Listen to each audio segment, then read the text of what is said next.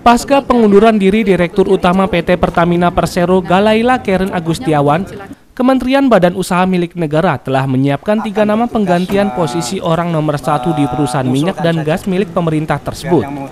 Menteri Badan Usaha Milik Negara Dahlan Iskan mengungkapkan, meski pihaknya telah menyiapkan 3 nama pengganti, namun dirinya tetap menyerahkan sepenuhnya pengangkatan Direktur Utama Pertamina di tangan Presiden Republik Indonesia, baik itu Presiden Susilo Bambang Yudhoyono yang beberapa bulan lagi mengakhiri jabatannya, maupun Presiden baru yang nantinya menggantikan jabatan SBY. Pertamina sebaiknya Bapak Presiden, apakah Presiden yang sekarang atau Presiden yang besok diputuskan MK untuk membuat keputusan. Saya akan bertugas mengusulkan saja, biar yang memutuskan Bapak Presiden. Bapak mengusulkan berapa nama, Pak?